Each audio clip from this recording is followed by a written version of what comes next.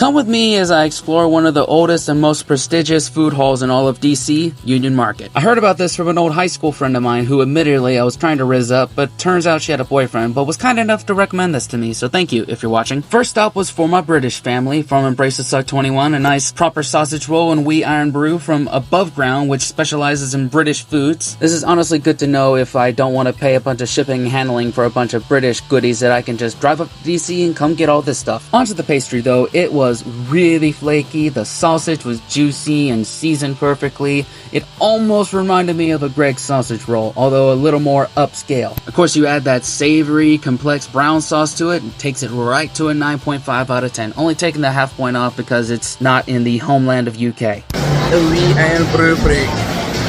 Pardon my Shrek impression, we got a lot more stalls to get to. Like Puddin', the place you want to go for some quality southern comfort food. I got me a plate of red beans and rice, which, fight me, it is the happiest dish on the face of planet Earth. This one gets a solid 8 out of 10 for me, simply because I feel like they had to dial down some of the spices for a white people crowd. The perfect pairing with this was this Grandpa sweet tea. There was a regular sweet tea and a Grandpa sweet tea. I was like, what's the difference? She said, oh, the difference is there's Jack Daniels in the Grandpas. I was like, sign me up. It's 5 o'clock somewhere. After that, my big back decided I needed something sweet, so I went to the creamery and got me a nice root beer float. I don't know what it is about like local root beer, it just hits so much different. Made the perfect accompaniment to this ice cream, which admittedly the root beer float itself was a bit hard to eat, so I had to pick it up, but the ice cream was creamy and flavorful. I could get that on its own. Then I came back later that night to go get some street tacos from this food truck here called Chapo's Tacos. Fun fact, the most likely way you could lure me into a white van as an adult is probably putting up a sign that says free tacos. But anyway, I got both carne asada and chicken tinga. Both were exactly what I needed in my drunken state. I even remember from that drunken state that they were flavorful and juicy. I would enjoy them sober. Of course, it would take Dian Boy Chinese street noodles to get me completely sober enough to go back to the apartment I was dog sitting for. Also, if you're on a date with me and we get noodles and you don't want to do the whole Lady and the Tramp thing, I don't want a second date. So that's my day at Union Market, DC. What did I miss? What other food halls should I go to in this great land? Put them in the comments. Also, don't forget to follow for more food adventures.